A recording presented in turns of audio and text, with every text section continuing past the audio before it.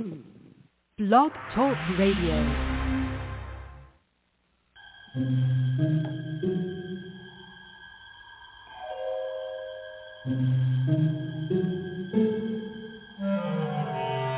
Archangels, ghosts, and Bigfoot, oh my.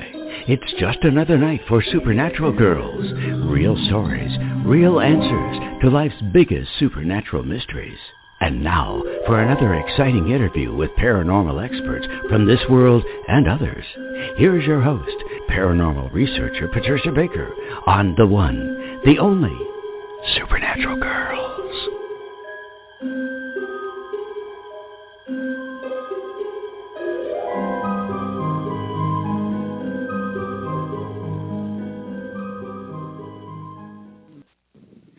Welcome, everyone, to another exciting episode of Supernatural Girls Radio. I'm your host, Patricia Baker. Unfortunately, PK cannot join us tonight, but she sends her best regards and hoping everybody is doing what they can to enjoy this very, very unusual holiday season. So hopefully PK will join us next week. And I wanted to let you know that next week, Marjorie and Carl Higdon are going to be joining us. Now, you may remember them from a couple of years ago. Carl had one of the most unusual, well-documented UFO abductions in Wyoming that we have ever heard. And just an exciting couple. They're fabulous, and I know you'll enjoy what they have to say. So be sure to join us next week for that interview. And also, it's December, and you know what that means. It means that you will be getting your property tax estimate. And I encourage everybody to get Attorney Patricia Quintilian's book, Are You Getting Screwed on Your Property Taxes? How to Find Out and How to Fix It. Because if you don't make the correction on your property record card, you will pay those taxes and you will not be able to get a refund. So it's important to follow the protocol. Patricia Quintilian was an expert at it because they were over-assessing her in her town for 5 years in a row. So she learned all the ropes and what she had to do to basically make sure she wasn't getting screwed on her property taxes. And with money being so tight, inflation going through the roof, this book is a must-have. So it's on Amazon. Are You Getting Screwed on Your Property Taxes? How to Find Out and How to Fix It. I also want to mention two other books that you should consider for the holiday season. One by our dear friend Lon Milo Duquette, My Life with the Spirits. If you want to just laugh out loud and also learn something about spirituality at the same time, we highly recommend that one. My Life with the Spirits is terrific. And one more, Opus Mago Kabbalisticum, is the English translation of a German book that was written hundreds and hundreds of years ago. We had it translated by the chair of the German department at Smith College, and it is incredible. It's all about theosophy, astrology, just all kinds of occult aspects in this book. And you can buy that on Amazon, too. It makes a great gift, very impressive book. So make sure you follow us on Facebook. We've got some great UFO stories. It just seems every time you turn around, there's another sighting, and it's major, and the photography is great. The videos are tremendous, so don't miss it. And follow us on Twitter as well, please. So tonight we have a terrific guest. She has been writing for many years, and she hasn't stopped. She's got a great new book out, and it is called Revelations from the Source. Barbara Clow is with us tonight. Now, she is an internationally acclaimed ceremonial teacher, author, and Mayan calendar researcher. Now, her books include The Pleiadian Agenda, Alchemy of Nine Dimensions, Awakening the Planetary Mind, Astrology and the Rising of Kundalini, and the Mayan Code, and, of course, her latest book that I just mentioned. She has taught at sacred sites throughout the world and maintains an astrological website, handcloud2012.com. We are so blessed to have Barbara with us tonight to lead us through these challenging times. Barbara, welcome to the show. Hi, and thanks for having me. Oh, it's a pleasure. It's an absolute pleasure to have you here. You're so knowledgeable. You have a background in so many things that we love to talk about. And as I mentioned when we were off the air waiting for the show to begin, that we've had astrologers on the show talking about these challenging times, specifically this month, and saying that we were possibly going to encounter war in December, and certainly it's going to be a very tense month. So as an astrologer, is that what you see as well? Well, I don't get that specific. I can describe the quality of the energies pretty well, and the timing, which is the best thing about astrology, is it tells you when something's going to happen, and it also tells you when it's going to go away, which is my favorite part, especially during the last year and a half. Really. The astrology during 2020 and 2021 is just unparalleled. We haven't had anything like this since about 1285 AD, since about 735 years.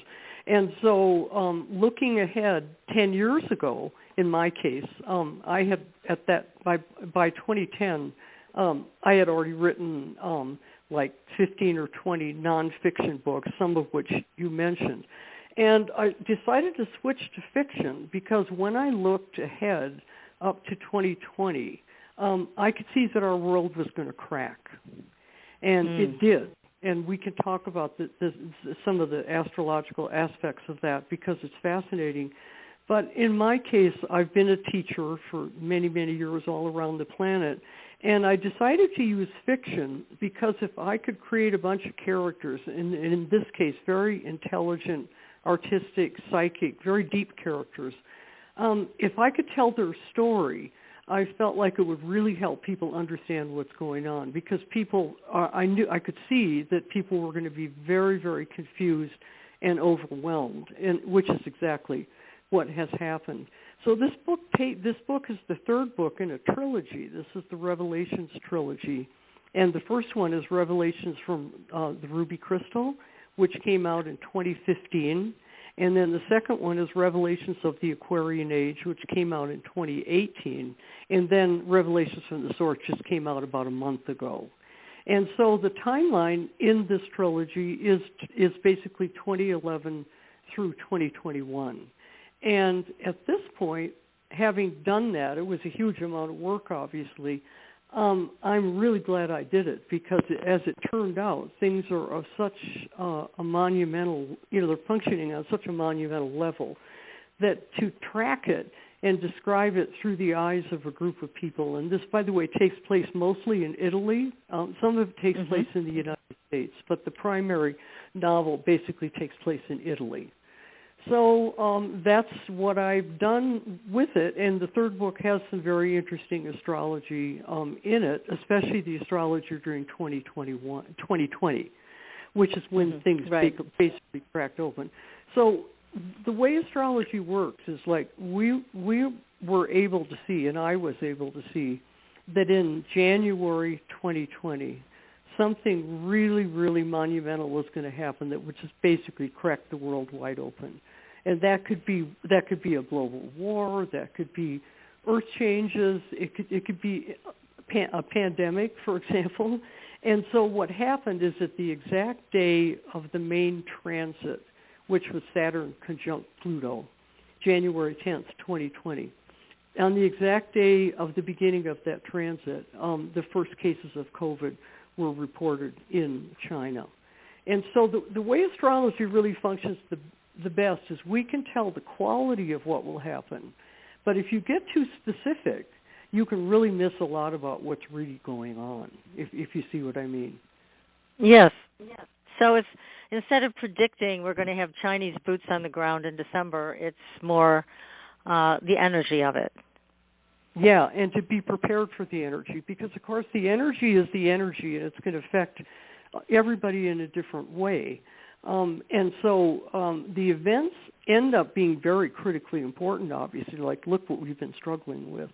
But it is smart not to be too predictive. For example, I know what people are talking about during December 2021, this month. And what they're talking about is the full moon that's coming up, December 18th.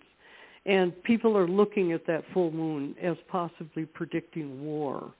But there might be a war. Certainly I wonder what's going on with Russia massing on the borders of the Ukraine. Everybody does, you know. But Sure. I think what's much more interesting is the quality of the energy. And that's what I'd really rather talk about, because if we start to resonate with the quality of the energy, then you're going to be less likely to get sucked into the media and sucked into the latest drama, and you're going to be more likely to look deep within to understand how you're changing and what you really want to do with your life, if you see what I mean. No, that's great. That's much more helpful. Yeah, I think so. So during 2021, first of all, we had all these transits in 2020, which are covered very, very closely in the trilogy and in the third book. But then what happened with the transits of 2020, which let's not cover them because we've already gone through them. In 2021, there has been a transit going on all year, starting in February, that created a really, really bizarre quality of energy. And the transit that happened, it's the square of Saturn to Uranus. So Saturn in Aquarius has been squaring Uranus and Taurus all the way through 2021. February is the first one, June 15th is the second one, and then the third one comes up on December 23rd. And so right now, we are really feeling intense pressure from these squares. So the question is like, well, what do these squares mean? Well, the planet Saturn has to do with creating structure and control in our lives. And then the planet Uranus has to do with creative forces that cause us to change a lot and create revolution and create radical change. So the whole year of 2021 has been a struggle between freedom and control. Has anybody noticed? Yeah, I think we have noticed that. Yeah, the whole COVID thing is actually really lurking behind the issue of the flu or pandemic, as some people say it is. Lurking behind that is the struggle between public health taking over a great deal of power and control all over the world. And so a lot of people are really looking at that and deeply questioning it. And, the vaccine mandates are pushing people to literally surrender their bodies. And that's a really deep question. Speaking of control and freedom, what kind of freedom do we have if somebody's controlling our bodies? So this exactly reverberated all the way throughout the year. And the reason it has been so intense is because of Saturn in Aquarius and Uranus in Taurus. And what basically the best way to describe that is the planet Saturn wants to make structures and control everything. And it's not comfortable in Aquarius because the basic nature of Aquarius is to be free, right? And then Uranus, the planet that encourages us to seek freedom and creativity, that planet is not comfortable in Taurus. And so we've got two major, huge planets squaring each other all year long, and they are totally uncomfortable in the sign that they're in, and then they're uncomfortable with each other. And all of us are playing this out. And the key to this is that this transit is playing itself out at the personal level. So this is why each one of us as an individual has just had such a terrible struggle at the personal level. This is building up to a big crescendo December 23rd, because coming right before the third square, we get the Gemini full moon, which happens to be on the galactic center. And so this particular full moon is making this issue be galactic and oriented toward our place in the universe. So meanwhile, we've been in a big struggle, especially since about 2017, over the real meaning of extraterrestrials in our lives. And even though a lot of people listening haven't had an encounter probably, really are pretty nervous about a lot of what people say about these kinds of experiences. But regardless of that, it has even gone to the congressional level, where we're even seeing the government looking toward creating disclosure. So in the middle of this crazy transit, and a struggle for our freedom, and then a struggle not to be controlled, we're also facing the possibility that we're not alone, and somebody's influencing us. And so then this damn full moon takes it right to the galactic level. It's right on the galactic center. Wow. So these are really, really amazing transits, and they're transits that have created a huge opportunity for growth for people and change. But at the same time, we're all just going, I can't stand one more minute of this. Yeah. Right? It's too much. Yes. Yeah. My husband and I were up in the middle of the night last night, and we've been married for like 49 years, and it's not like us to do that. Congratulations. Yeah. But we were just both going, I can't stand it anymore, So astrology I think you speak for many of us, yes. Yeah. And so astrology does help us see our way beyond it to some extent. But I also have to admit that it's just not quite over. It's still pretty intense. Still, it really is.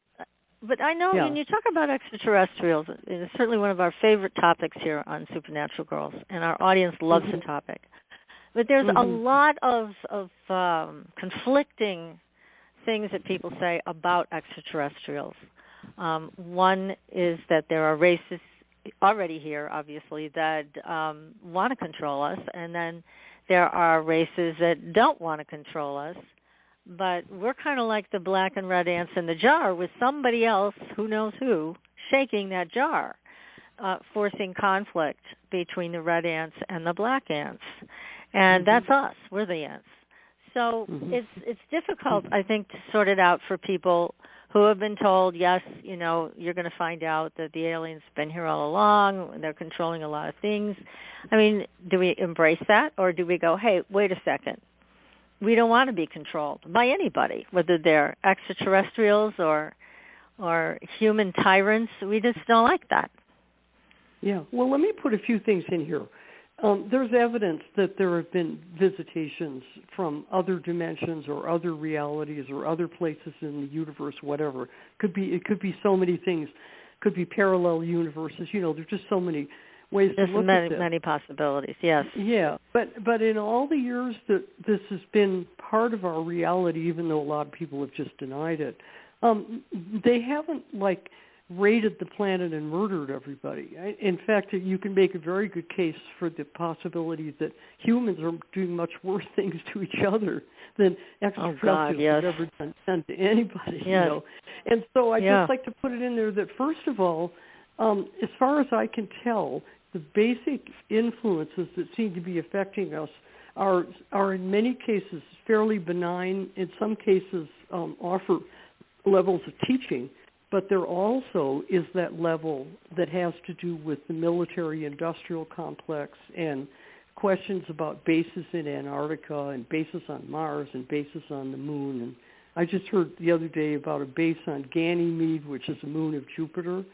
And I think that's the level, at least for me, that creates a real struggle. So I've gone through my whole life, varying levels with this and wondering, just like everybody, actually, to be truthful.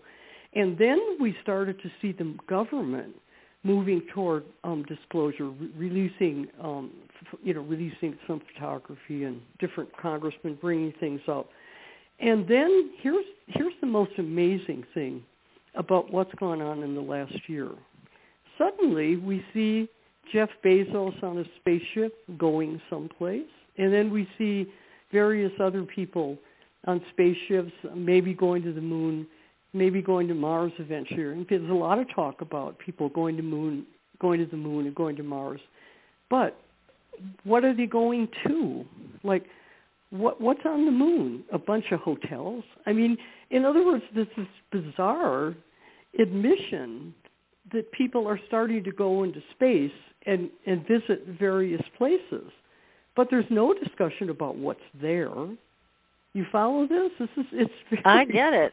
Believe me, I do. We've had peculiar. people on the show that say that, the moon has deep underground facilities, and so does Mars. Yeah. So there's there's already definitely a whole people setup on both of those planets or areas. Yeah, there's definitely people that say that, for sure. But what's bizarre is to have media events where somebody's taking a trip someplace, but excuse me, where are they going? And why are people, and why are people selling tickets to the moon or to Mars for $250,000 or whatever? What are you selling tickets to? If you see what I mean. So if people are a little bit... definitely. Yeah, we're a little flummoxed by all of this. And, I think, too, it's very important to acknowledge the fact that what the government is doling out isn't what they really know. And we all know that. And we're all tired of it, too. Their whole new PR routine, UAPs instead of UFOs, trying to get rid of the baggage that UFOs carry. I mean, we know it. We see it. And saying everything but what they really know. And we've heard from people that have contact within the government that these people have said we're never going to tell the American people what's really going on. We will never divulge it. So there's that disappointment, not that we're surprised by it, but I think that's part of the crack in this cosmic egg is that it's been building up to this total lack of trust with the government, with our medical people that are doing what they're doing. And, I mean, we've just come to realize on a major global level that they don't care about us. So I don't know how that fits in. Is that the big energy that's been the big revelation this year, isn't it? To just honestly sit down with yourself and say, I'm living in a world where I'm being told to do this, this, this, and this, and those people don't care about me. They don't know about me. If they tell me I should vaccinate my child, they don't care what happens to my child. And this has been a really huge. I'm so glad I called this trilogy the Revelations trilogy, because it ended up being a revelation, the trilogy itself, because the characters are really smart. Like there's a great astrologer, there's a great Jungian analyst, there's a New York Times reporter, there's a wonderful theologian named Sarah. And the characters, the level of dialogue going on in this trilogy regarding what's happening around us is at a really high level because of the characters themselves. And, so that's great. So when people read this book, they can actually put themselves into one of these characters and see through their eyes what's really going on and have a whole other high level of understanding. Yeah, and I know many, many people working in these fields, including me, have not tended to read a lot of fiction because most novels are trashy, stupid. The characters are the last person you'd ever want to talk to, much less take your time to sit down and read. Yeah, some of them you don't even want them to survive, They're so uninvested. Exactly. Like, who cares about them? Yeah, it's like, who cares about them? And who cares about what they talk about? And who cares what their values are? Because it's all, their values and their sense of reality is in the toilet. Well, in this trilogy, this is functioning at a high, magical, esoteric level. And these are people that you would give anything to be able to go to a conference and listen to them talk. Now, they don't lecture. They live. This is another really important thing about fiction. Some New Age writers have attempted to write fiction, and they haven't done it very well because they haven't created great characters. Because the characters have to carry the plot and the timing and the story itself. And the story that we're in the middle of is mind-boggling right now. I'm actually very optimistic in the long run about how this is going to turn out, because during my lifetime, and I'm almost 80, and during my lifetime I have seen such levels of transformation and emotional growth and wisdom in people And as I go down to the people, the generations below me, they're smarter and smarter and smarter all the time. The comforting. The percentage of people who are thinking deeply and questioning reality is so much greater than it was like back in the 1950s. It started to change in the 1960s, and it's been changing ever since, as we know. Right, and that's good. I mean, we need a reality check here, and I think there's also, though, and let me ask you where astrologically this is coming from. A lot of people are becoming extremely emotionally reactive. Where is that coming from? Well, when a person goes through a phase of growth, which is often triggered by Uranus, which is the planet that's creating so much stuff going on right now, and this is an astute question on your part because it's going to lead me up to something that's happening January 20th, 2022. So back to what I was just talking about. When people start to transform spiritually, and they start to open their minds, and they start to look at reality from a much more multidimensional way, what happens is people go through tremendous emotional difficulties.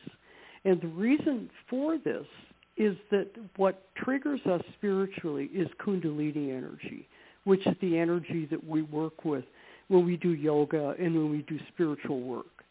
And when the Kundalini energy gets activated in our bodies, we go through tremendous emotional transformations.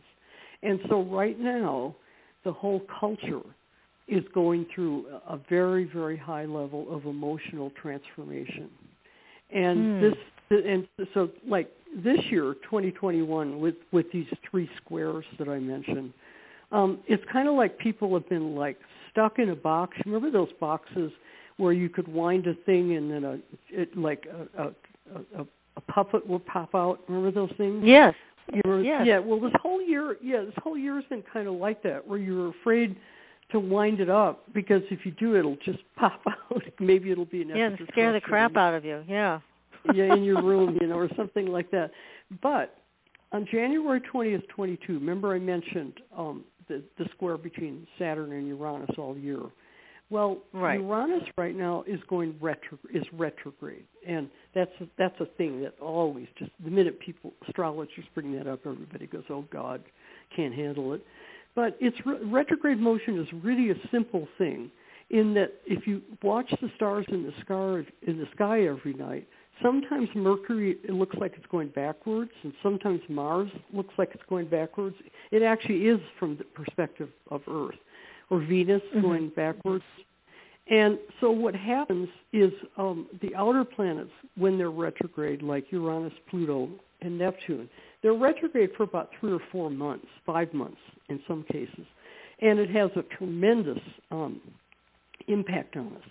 And so Uranus is the planet that causes us to transform and to activate energy. And it has been retrograde for like 5 months. And after this next square, Uranus goes direct. This is January 2022. And what's going to happen is all of that energy that's been boxed up in that box with that puppet inside, it's just going to explode all over the place. It's really going to be something. And the reason I think it's going to be something, really something, besides being an astrologer, is that I've been amazed by the degree to which people have caved in, have been willing to do social distancing, wear masks, and be obedient, and go sit down and get a needle in their arm. I've been shocked. Yeah, I've been shocked. I'm shocked. I never would have predicted that this many people would just fall in line like robots. Well, guess what? That ends January 20th, 22. And people are going to start screaming and yelling about what's been done to them. First of all, look what's been done to us the last 2 years, the destruction of our economy. And look at the destruction of the health system. We don't have a health system anymore. We don't. You can't even go to the hospital if you need to go to the hospital to get something done. It's right. Reality has been trashed by a bunch of people who got a hold of way too much control, in my opinion. And yes, I agree. What's going to happen is people are going to start screaming, and they're going to be screaming loud and in an angry way. I don't see. There is a good example where I can't tell you what's going to happen and what people will do, but I can tell you one thing: they're going to be explosive. Wow. And so all of us, this affects all of us. This is a group. This is a collective. We're in the middle of a collective insanity, which is a term created by Carl Jung, the wonderful Jungian analyst. And Carl Jung described the period during World War II, during the Nazis, as a collective insanity, because everybody was stuck in it, everybody was participating in it, and you couldn't get away from it no matter what you did. Well, that's what we've been in the middle of for the last 2 years, and people are about ready to get very angry because they're going to see it crystal clear. Well, that's a good thing. Yeah, it's a good thing, but anger is never a good thing. No, well, when it gets explosive. Yeah, well, I would imagine it. But but it's when these people see what's been done to them. I mean, we've been seeing it. Okay, we've been seeing it. You see it. I see it. A number of us see it, and we've tried. I don't know about you, but I'm sure you have tried to warn people about this, and that gotten a lot of flack for it. So all of a sudden, once they finally see they've been had, then I can understand totally what's going to happen on January 20th. That type of explosion, it's like, wait a second, you mean now we're sterilized? We just sterilized our children. Now we have destroyed our immune systems, and we're going to die from some horrible thing other than what they told us was so dangerous? I mean, these are all possibilities that people could come to terms with, and I can only imagine that level of actual impotence, that they didn't, because when anger turns to that type of rage, isn't it really about feeling powerless, that they were caught up in fear, they didn't see this for what it was, and now look at it, and look at their lives, and look at what it's created. I can see that type of thing happening. I just wasn't, until you said this, though, Barbara, I wasn't sure it was ever going to happen, so... Well, one thing we have seen, these squares have created some levels of change. And fortunately, for somebody like you and me who saw from the beginning what was going on, at this point, they can't blame it on the unvaccinated anymore. That's got to be a joke. That's passing away. So fortunately, the scapegoating of the people who didn't agree is not going to continue, because I found it very, very painful to be blamed for doing deep research and writing a trilogy about these issues, and then I'm blamed somehow. I did something that caused something, which I didn't. I'm just living, So that's gone. Exactly. But, I mean, you're doing what you would do in any situation. You would do your research. You would talk to people on the inside of these pharmaceutical companies who are knowledgeable about what's really going on. And you would decide from there. You would use critical thinking to come to some conclusions there. Yeah. So, this is no different for you or me than any other issue. This is how we handle these things. Yeah. Well, so to switch it to a more positive note, because these squares are also having a good effect, which is getting people to wake up and realize that they have been over-controlled, and that their creative freedom has been blocked, and how can they get their creativity and their creative freedom back? That's just the central issue. So during this whole year, for those of us who work with alternative medicine and alternative modalities, a whole bunch of us have worked out a whole system for how to deal with COVID and how to deal with viruses and how to deal with the biome, which is the basic immune system in our gut and in our physical bodies. And a very, very large number of people have come to the realization that all they've got is their immune system and their biome. And so I've never seen so many people take deep responsibility for health than I have this year. It's been a really, really wonderful thing to watch. And so then what's going to happen is when the truth comes out about what's happened to us, what are we going to do about it? And fortunately, there are a whole lot of ways to heal a lot of the damage that has occurred. And so basically, during 2020, the whole alternative medical system was almost completely destroyed. Like my husband, Jerry, is a craniosacral therapist. And I love that therapy. Yeah, but he hasn't been able to practice because you couldn't practice with people. You can't do these things with masks on your faces and afraid of catching the flu and all that kind of stuff. So what's going to happen is the alternative modalities are going to come back strong, I think. I think it's one of the things that we're going to see happening. Because Uranus is the planet that encourages transformation and change and emotional.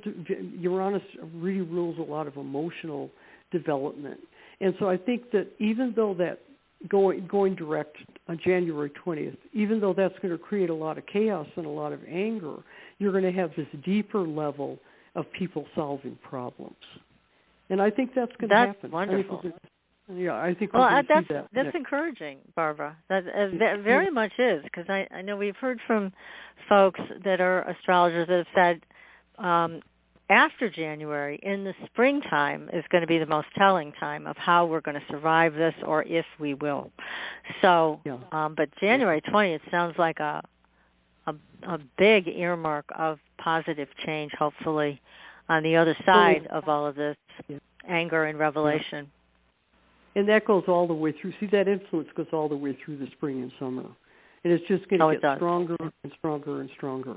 So it's going to be very conflictual time, a very tense time, but also the best word for Uranus is really transformation. It's going to be very transformative. Very transformative. And there's just so many... Yeah, go ahead. I was just going to ask you, one of the things we've also heard on the show is that the government obviously is failing here in the United States with trying to get control of all of us. So Wernher von Braun many years ago predicted that when they failed, they would pull out the big guns, which would be a false flag alien invasion. So it's basically a fake alien invasion. But they would use reverse engineer technology against us, again, using it against their own people. And that's been said repeatedly, which is very disturbing to me. But do you see any energy that corresponds to that type of incredible betrayal on that level? Yeah, I don't think that's going to happen. But the reason I think it isn't going to happen is a little bit different than the way most people would look at it. If you watch the extraterrestrial influences, now there's psychic influences, which I have a lot of contact myself psychically, but then there's this whole issue of extraterrestrials actually doing things on the planet, like crashing spaceships in Roswell or whatever. And there's a lot of evidence that extraterrestrials have been watching military bases and shutting down potential dangerous technology, even nuclear technology. The extraterrestrials are very concerned about nuclear technology, and I don't understand the whole deal with that, but I do know that nuclear technology is very dangerous and is probably a major wrong turn. So the way I would put it to you is I would say that if the military forces try to create something try to create a false flag event, an extraterrestrial invasion, I think the extraterrestrials are going to take care of them big time. Oh, nice. I like that. I think anybody in the military. Do you remember when the obelisk in Washington, the tall, what do you call it? The tall. Yeah, it got hit by lightning or something, didn't it? Well, you remember when it cracked? Yeah, you remember when it cracked? Well, a lot of people who were in the know in the military were very upset because some military underground bases nearby had gotten basically destroyed underground. So if you start to get into the literature on this, you'll see that as this extraterrestrial thing is going on and on and on, there has been a whole lot of stuff happening on the other side in response to stuff that the military's been doing. And basically the military have really been, from one point of view, bamboozled in a way. Yeah, I think so. And I think it's going to force, ultimately, I think it's going to force disclosure. And I can't even tell you what a huge deal that is, because, like, if you read a book called it's Serpo is in the title. Yes. By Lenny Project Serpo. Yes. Okay, you know about Project Serpo. Okay. Supposedly, and not only supposedly, but apparently, 11 or 12 American astronauts were taken to planet Serpo, which is in I think Zeta Reticuli, and supposedly they were there for like 10 years, and supposedly a few died there, and a bunch of them came back and got their minds wiped when they returned, and supposedly a few American astronauts stayed on Serpo because they created a life there. Now, speaking of fiction, this is such a deeply meaningful story of American astronauts being willing to give 10 years of their lives to go to another planet for research with extraterrestrials. It's an incredibly meaningful story. And it is. I think what's going to happen is once it breaks, it's going to be like a tidal wave. Because I know myself, I've had my own resistance to it. You know, some of the really awful things you hear about bases in Antarctica and on the moon and all that kind of stuff. I don't like to hear about that stuff. I basically avoid reading it as much as I can, even though I have to be well informed. But I think it's going to be like a tidal wave. Well, I think it would be wonderfully freeing because we've lived under this cloak of secrecy and deception, disinformation for a very long time. I mean, abductees have been treated terribly, and it would be a relief to have the truth, or as much of it as we can handle, at least. And I think we can handle a lot out in the open. So otherwise, what we're left with is a lot of pieces, and some of them fit together, some of them don't. Yeah. So it would be nice to have this. And I know that from what I've heard, we had a shaman on the show from Peru. It was wonderful, and he talked about a landing that occurred there, and there were 300 journalists who witnessed it. Mm-hmm. And of course, the United States has to stick their nose in it and says to them, if you breathe a word of this to the world, we will withdraw all of your funding. Yeah. You won't get a dime from the United States. So that's why we never heard about it. And I have no doubt that other countries have been threatened similarly. As you know, South America, they've had sightings and experiences there going on for centuries. And it's that kind of thing where the United States has always been the bully, the top dog that says you can't tell. So it would be nice if it was once and for all taken out of those hands, and we could get more of the full story. So let's go back to where you were a little while ago in this talk, where you commented that that especially this last year, that people know they've been had, and they know they've been lied to, and they're just kind of sitting with the truth. They see it, they feel it, they know it, they see it, and they can't deny it anymore. And then just think of how that is going to explode when people just start talking about it as if that's the way it really is. Just, and speaking of, it's the same thing as disclosure, where you and I know a whole bunch of stories about a whole bunch of landings and a whole bunch of contacts, and I've actually had a few of my own. A whole lot of people know a lot about this. But what's holding people back has been broken in 2020. And what's been holding people back is kind of a hypnosis from the last 500 years of science and the age of science, and the buildup of the idea that scientists are the only ones who really understand reality, especially physicists, And so people have been kind of hypnotized into thinking that they don't know what's going on. And then suddenly in 2020, it cracks and people see the truth. You see that? And right now people are kind really of like, interesting. And it's true. Because the Western rationalistic paradigm, it's really the last 2,000 years, but especially the last 500 years, it denies all kinds of levels of reality that are real. There are many, many dimensions, and these beings and visitors and all that are probably from parallel realities and different dimensions, and that's a real thing. But for 500 years, we've had a buildup of a scientific level of denial. Yes. And so now we have absolutely. So now we have the great scientists who created this virus basically by manipulating, and we don't even need to get into the story of that, but there's all kinds of issues of where this stuff comes from.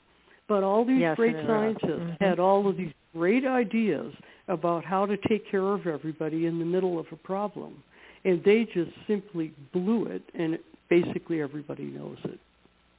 And that's definitely. That's the crack. That's seeing the truth. And that's what it's going to take to get out of this hypnosis by science and hypnosis of superior rational thinking, which is simply only a part of things. Science is fine, but it's not everything. And it's not the answer. Yeah. It's not the only answer. There's so many more pieces of this which are more experiential and that bring knowledge in a different way that have been dismissed because they're not from science. It's like, yeah.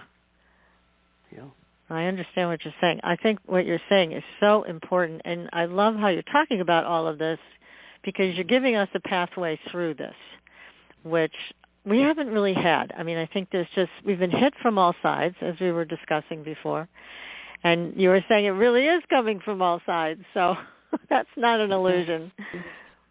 Yeah, and the most frustrating thing of the last year and a half is there are all kinds of simple things that people can do if they get COVID, such as keeping their vitamin D levels up. There's all kinds of simple things that you can do, and as you know, and a lot of people have managed to stay very healthy through this, and if they get it, they've been able to do things to keep it from becoming too serious or get post-COVID.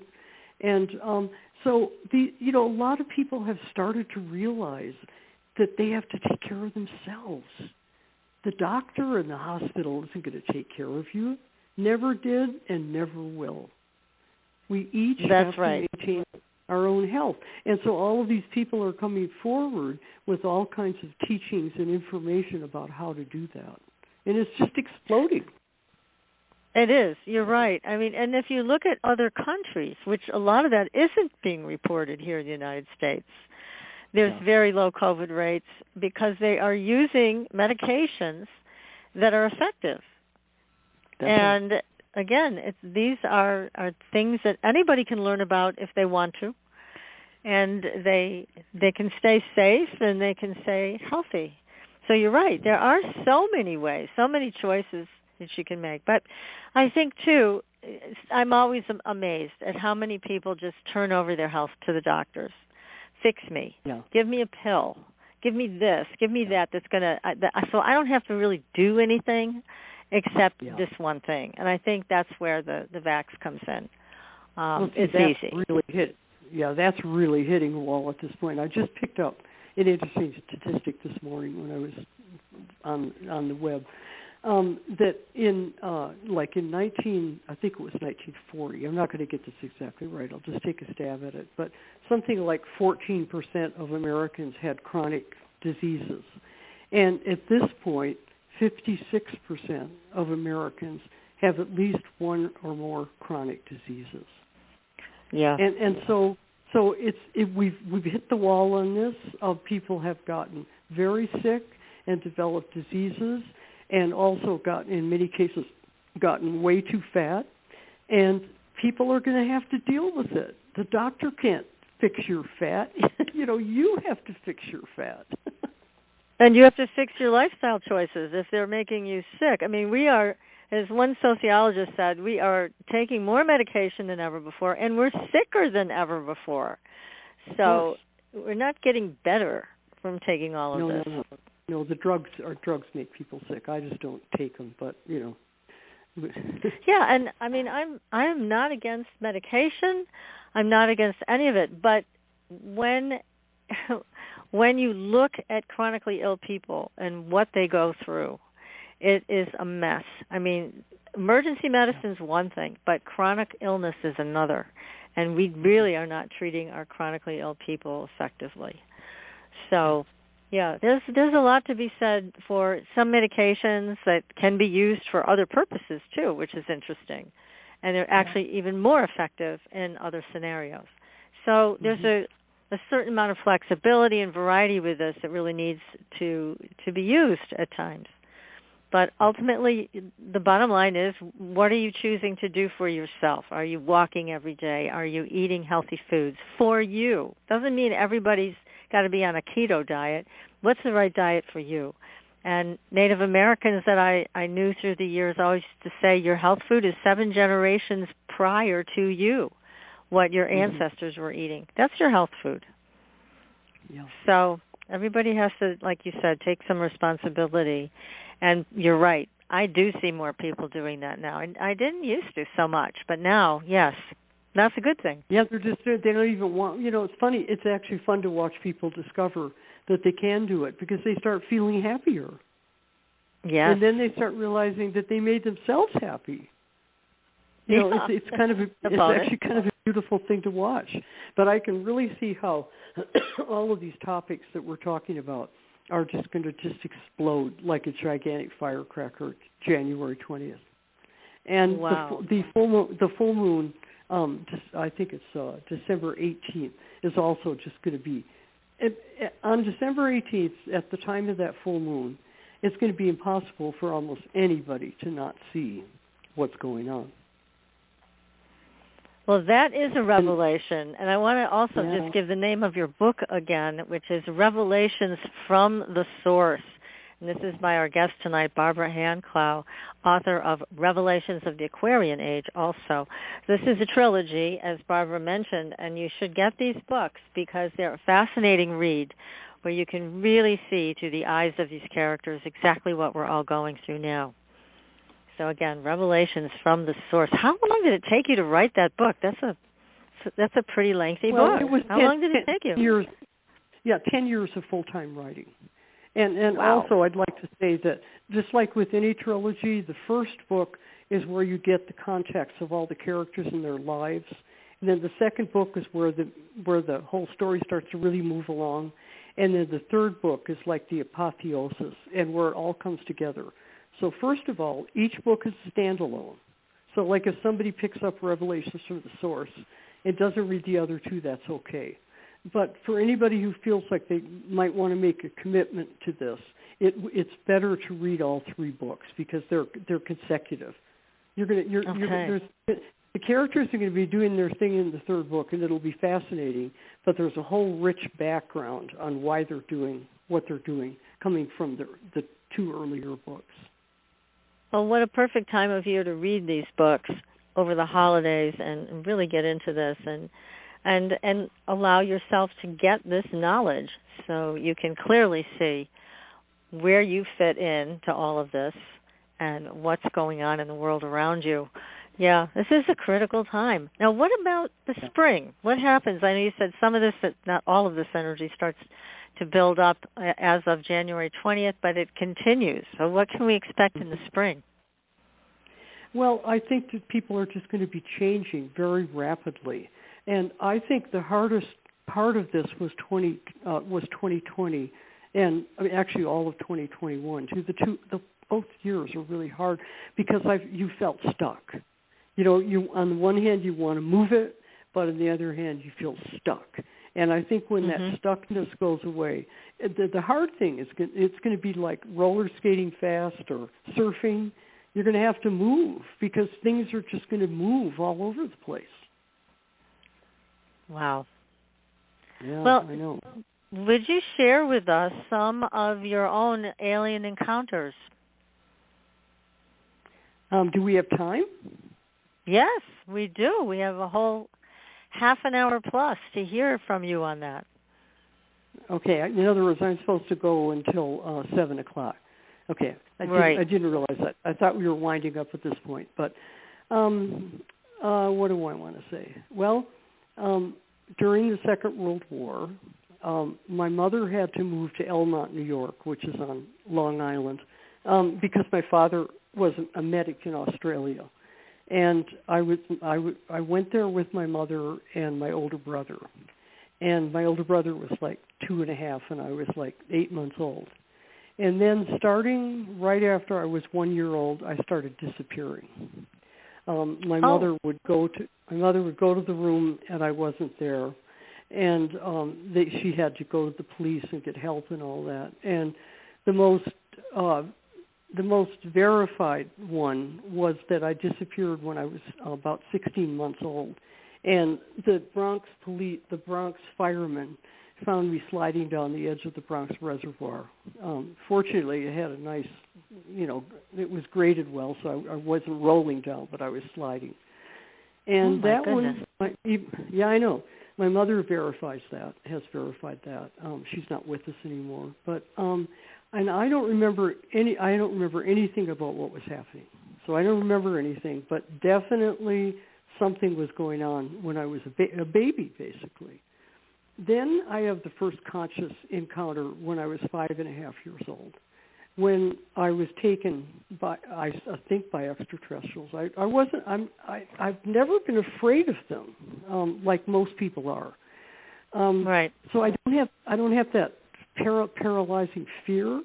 And when I was 5.5, they took me all the way up to the higher planes of consciousness, all the way up into the higher levels of the solar system itself and into the galaxy and into the universe. And I had a whole series of encounters. And I wrote a book about it. It's called the Mind Chronicles Trilogy.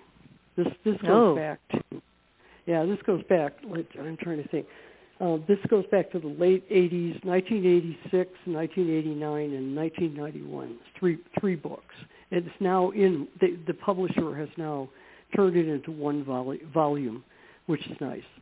So I described in graphic detail what happened and what I experienced. And then I kind of was out of touch. I was busy. I had 4 children and a marriage and busy life, and I became a publisher. And then in my mid-40s, which is typical for people, the energy started to come at me again. And at that point, I started to have encounters with Pleiadian beings who were very benevolent, very loving. Again, I just haven't had the fear of them. I'm more afraid of humans. Oh, God, I understand that. I'm more afraid of Anthony Fauci than I am of Pleiadians. Right. No kidding. So that I had a series of encounters in my 40s, and that ended up being a book called The Pleiadian Agenda, A New Cosmology for the Age of Light. And that came out in 1995, and it was a great big bestseller. So there may even be... Congratulations. Yeah, people That's might have great. read that one. Yeah, they might have read that one years ago. So then the problem with the Pleiadian material is the Pleiadian material is extremely scientific coming through this group of Pleiadians. It involved quantum mechanics. It involved superstring theory. It involved geological theory, all kinds of scientific theory, much of which I did not understand. What I did with it is once all this information came in, I had a period where I channeled. I did 18 sessions where I channeled to a group. I selected a group of people who had the ability to ask questions about complex sciences.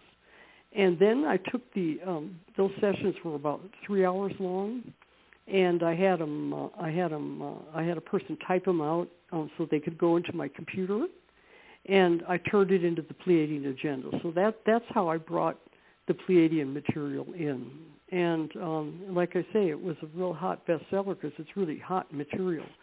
But the problem I had was a lot of the stuff that the Pleiadians said contradicted conventional science, and I knew it. I knew what they said didn't agree with geology and different sciences. And so I went out and taught the material from the Pleiadians in workshops for like 10 years. And while I was teaching it, the various theories that came through from the Pleiadians started to get verified by conventional science. And by 2000, yeah, it was really interesting. By 2004, I had the verification scientifically, physicists, and topologists, and mathematicians, all kinds of scientists. I had the scientific verification for what they said.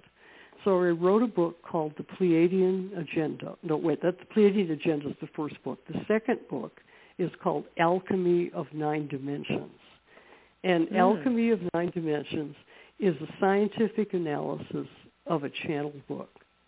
And as far as I know, it's the only one that has ever occurred, except mysteriously, 2 years after Alchemy of Nine Dimensions came out, a movie appeared called What the Bleep Do I Know? Oh, Did yeah. you see that? Okay. Mm-hmm. Yes. Well, Alchemy of Nine Dimensions is the same as the movie. And I've had quite a few movies produced that were pretty much exactly the same as my material. But I don't know. Yeah. It's just I don't believe I own it, you know, and I've never done this work for money. And so it's okay. And like I say, it's happened on other occasions, but it's okay. I don't have an issue with it. So basically, the Alchemy of Nine Dimensions, if you liked What the Bleep Do I Know, you'll really like Alchemy of Nine Dimensions. Yeah. Because it's much more in depth. It's much more in depth. The movie's kind of like kind of shallow. Yeah. And this is much more in depth presentation. So I've almost been like, I just have had no fear with extraterrestrial contact. I think that what's going to happen in the near future is probably going to be kind of really wonderful ultimately. I don't see how it can get much worse than it is now. Oh, God, you're not kidding. Yeah, I agree. And let me share something with you that you may find interesting since you did the Disappearing Act when you were very small. Are you familiar with Betty Andreasen's case, the Andreasen affair? Mm-hmm. The abduction story. It's one of the most well-documented. I couldn't compare it to you, but So, anyways, Betty's a friend of mine, and her daughter was named Becky. And during this whole abduction scenario, Betty was in the house with her parents and also her children. Mm-hmm. And they put everybody in stasis except for Betty. And they put Becky into stasis, but Becky kept popping out, which was kind of unusual. And Becky, when she was a baby also, Betty would have her in her crib, in the room, windows closed and locked, doors closed and locked, and she'd go back and Becky would be gone. Yeah. So she would find her, she'd get a call from the neighbor, your daughter's outside with no clothes on, doing this or that, it's like, and Betty would be beside herself. How did Becky get out there? So I know what Becky shared was that she was playing with these friends, in quote. One of them was named Ishtar, and she always felt close to Ishtar.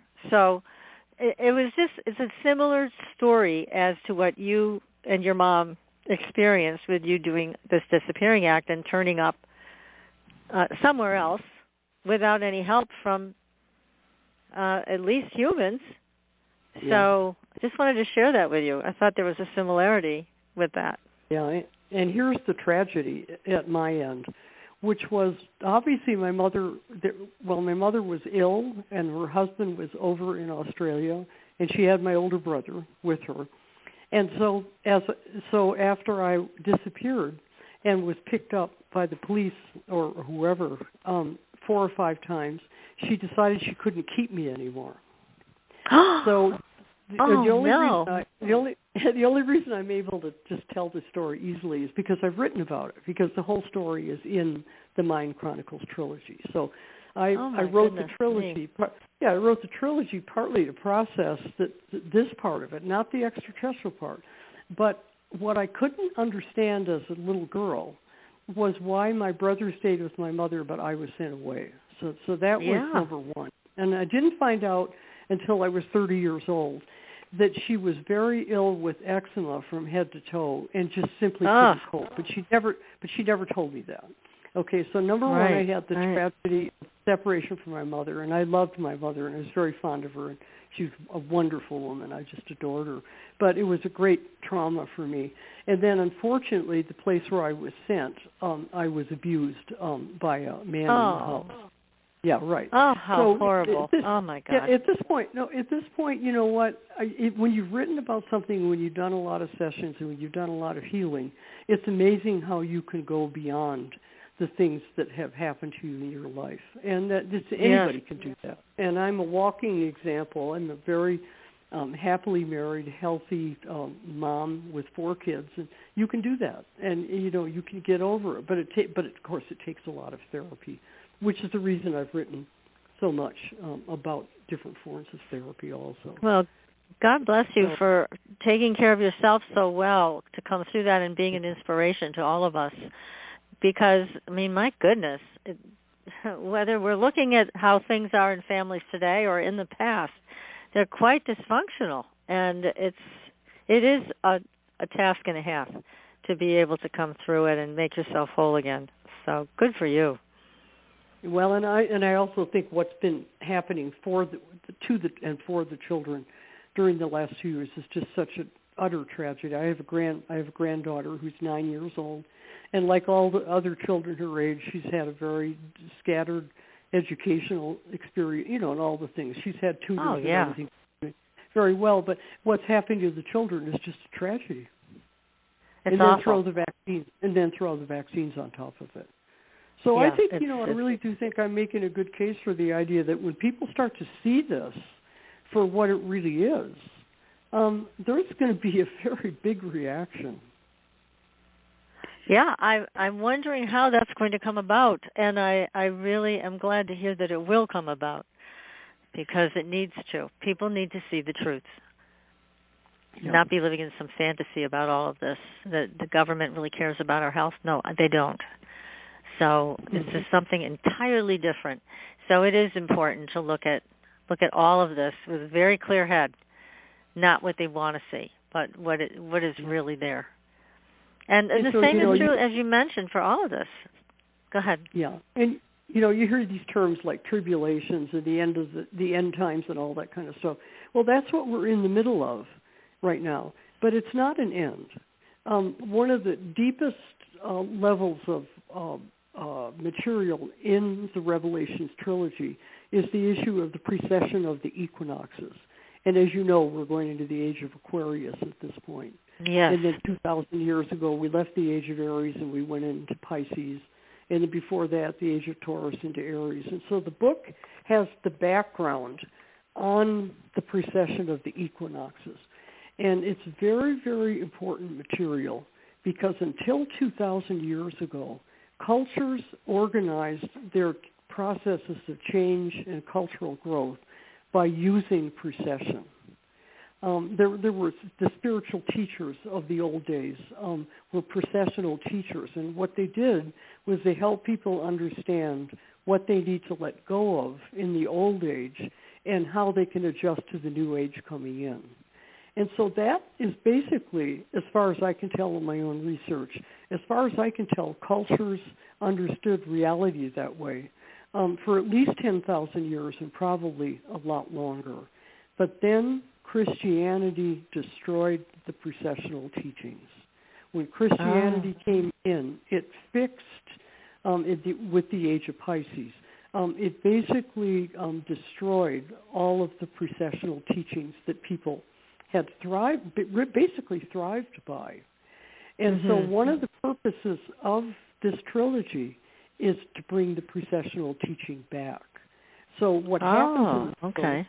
Because it was lost 2,000 years ago, and we're in tribulation in the end times because we're not coping with the movement into Aquarius.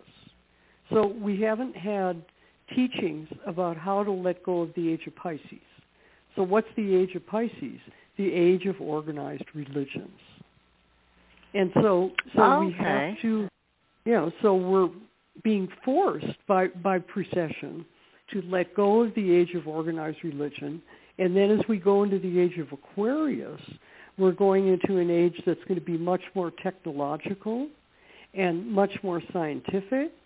And if we don't learn, and each individual now has to strike out for their freedom. Like, there's nothing wrong with technology. It's how you use it that's the issue.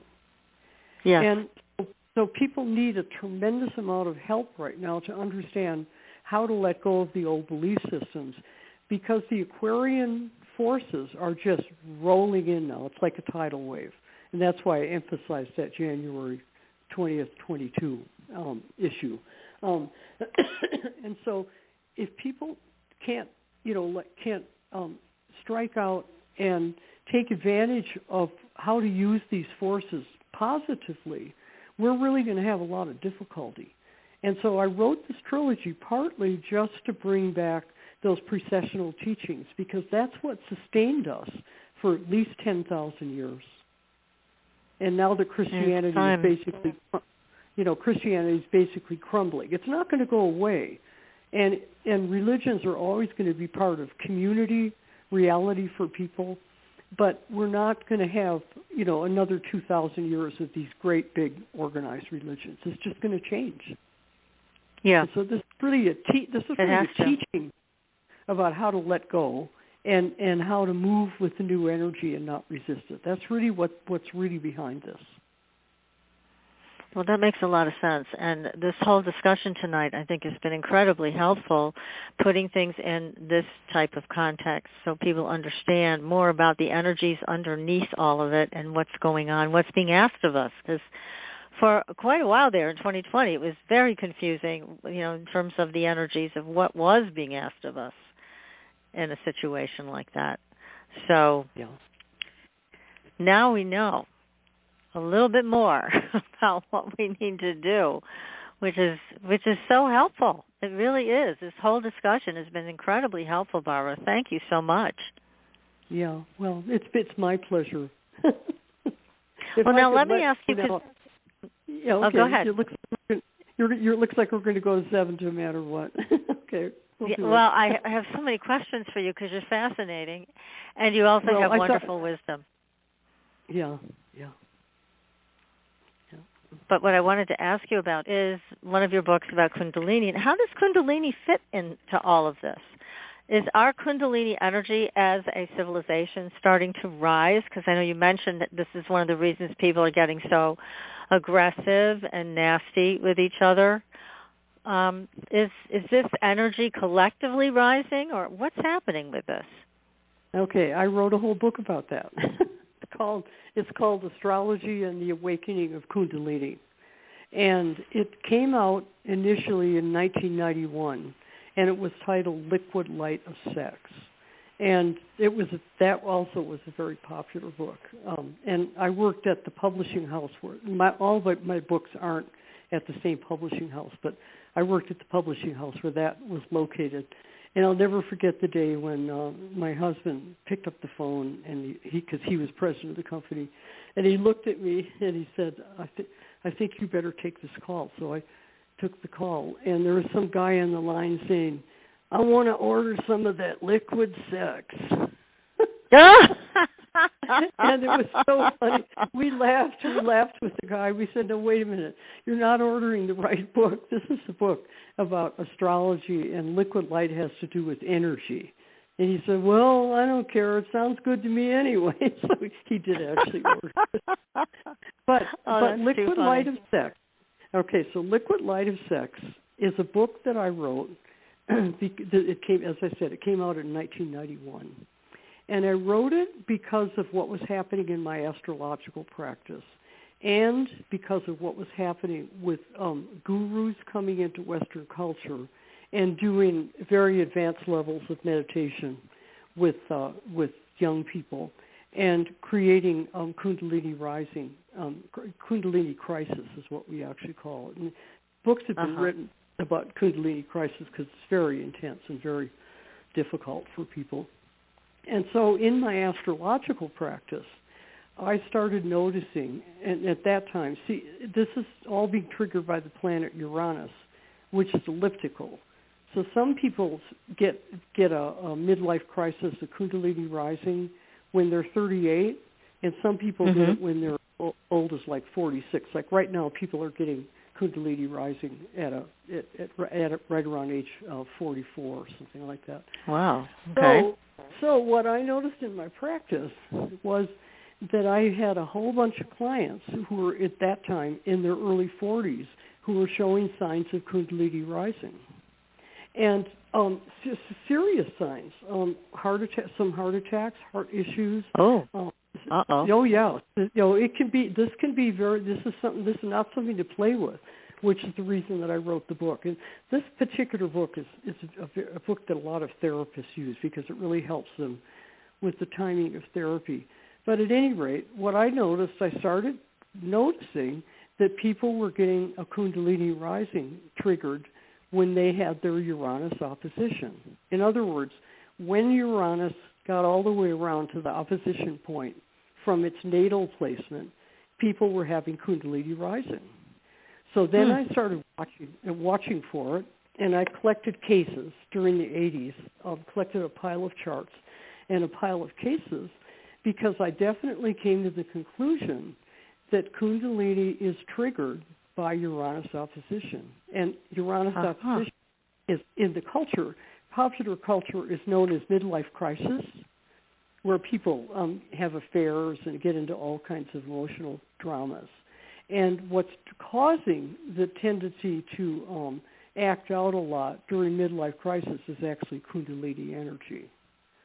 So I wrote a whole book about it. And I also have, at the time, and I still believe, it's not a good idea to trigger Kundalini by excessive yogic practices, in my opinion.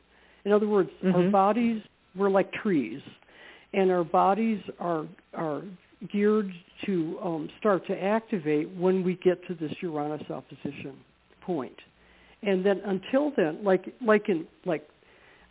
the book covers Saturn return at age 30, and then Uranus opposition at age mid-40s, and then the last key transit is Chiron return. And I won't get into that one at this point. But people basically develop themselves physically until they're about 29 or 30 years old. And then when they get Saturn return, which comes back to the natal position, 90% of people make a major change in their lives. They get a divorce, or they get married, or they have a kid, or they change their career. Literally almost everybody does their Saturn return because Saturn is so potent for people. But with Uranus opposition, often it's not well resolved. What happens is, because of the Kundalini energy and the chaos, people have a year and a half to 2 years of chaos, and then they just try to forget it and get beyond it, and they don't learn anything. Because at midlife crisis, that's when you need to master your emotions. It's all about emotions.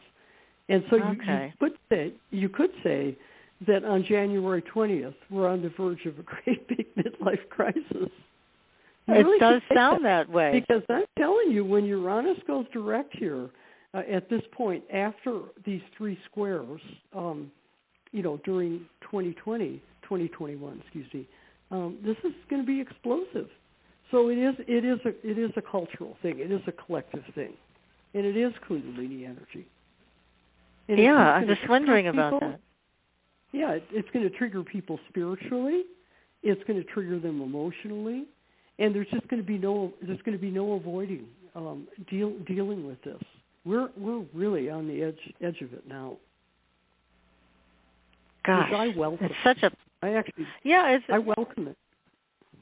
It's a powerful time. I mean, I don't like to live under the illusion that everything's okay. And these institutions who we've given so much power away to really care enough about us to make our lives better. We know that's an illusion, but we've been living under that illusion for so long. Yeah, you're really bringing up a good point here because let's go back to vaccinations. And let's go back to, in my case, I'm almost 80 years old, so by the time I had children, they were getting vaccinated, and I didn't know anything then, so they got vaccinated. Mm-hmm. And some of my kids had some real problems from vaccinations. And so what's happening now as a result of pushing the COVID-19 vaccinations is people are starting to see that they've actually been giving away their power for like 40 or 50 or 60 years. Because you couldn't send your kids if they weren't vaccinated when my children were young. Yes. And so, piece by piece, we've given our power away, and people have just caved in and just taken drugs and hoped that everything would be okay. But now we're up against the wall. We sure are. Absolutely. Now, once I on the show, I interviewed Dr. Garth Nicholson, who is a Nobel Prize-winning microbiologist. He actually discovered what Gulf War syndrome really was, and it came from the vaccines that they had given the soldiers. And the soldiers who were over in that part of the world that didn't get Gulf War syndrome, they hadn't been vaccinated. When he and his wife, who was also a microbiologist, discovered this and revealed this, their funding was immediately stopped. Their labs were closed. Yeah. Now, keep in mind. Yeah. Yeah, I just wanted to say that the soldiers that came back that had this horrible, horrible illness, they were told it was all in their heads. Yeah. Take antidepressants.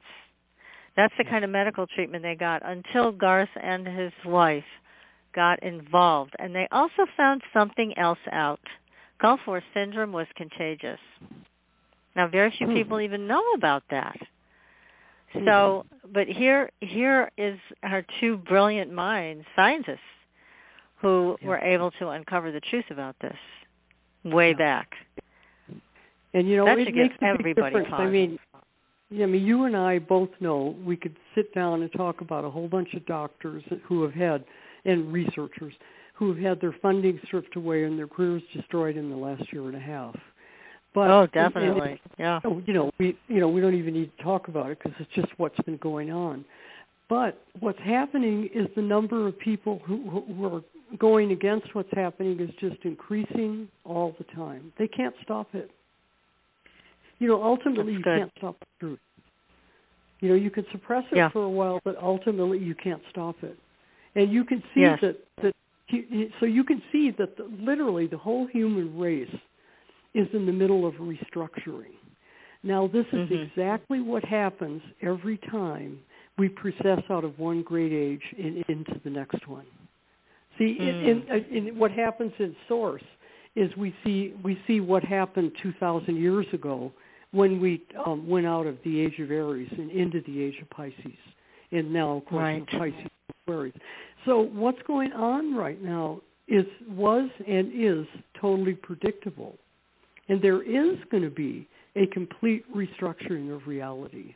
But, you've heard that quote. Somebody did a quote about how you don't want to live in interesting times, that, what you don't want to do is be born during one of these periods of great change, because it's terribly difficult. And that's why this precessional teaching and the teachers who taught people about how to work with cycles and work with time, that's why this teaching is so incredibly important.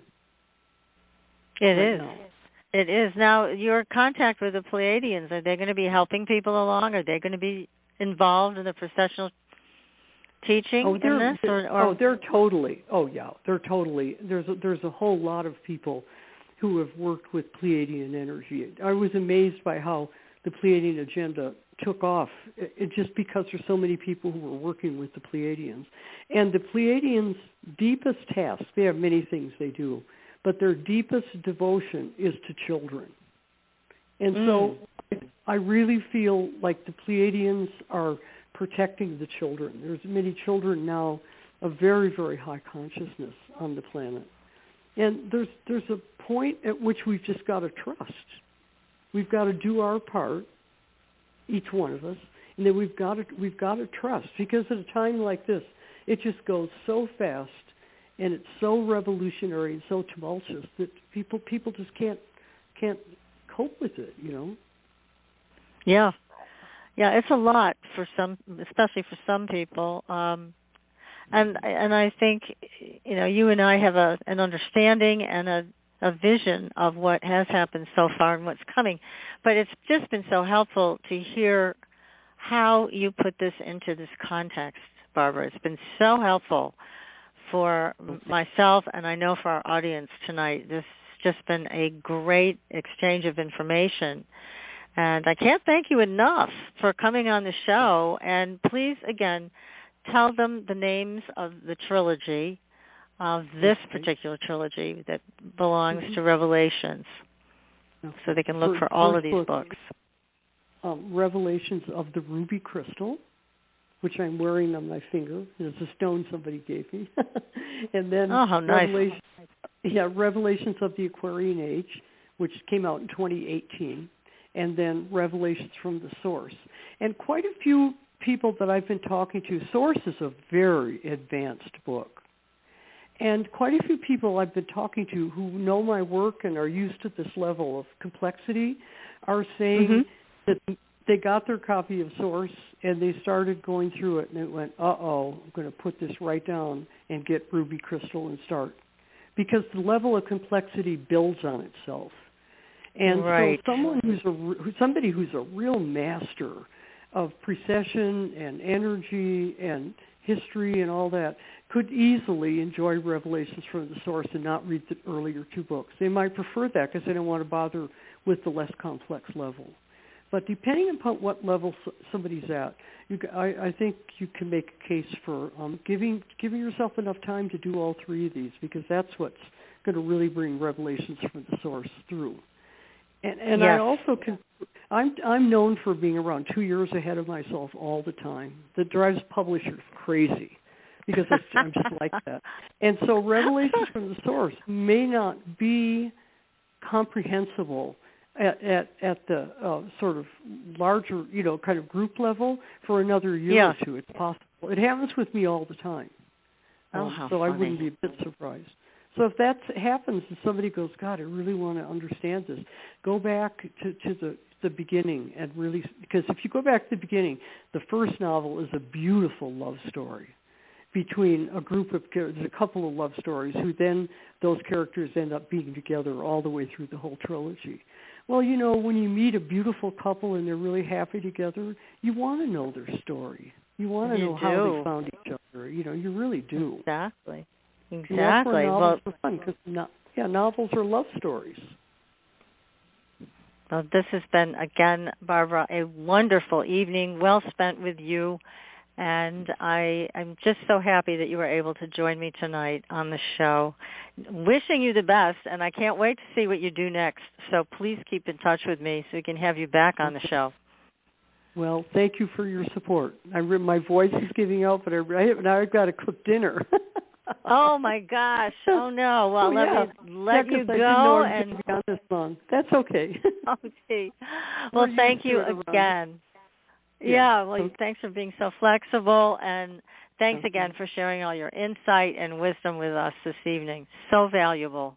Thank you so much. Thanks for your and next support. Week. Okay. Oh, my pleasure. We'll be back next week, everybody, with Marjorie and Carl Higdon. Don't miss it. And until then, we'll see you on the Blue Highway. Good night, everyone.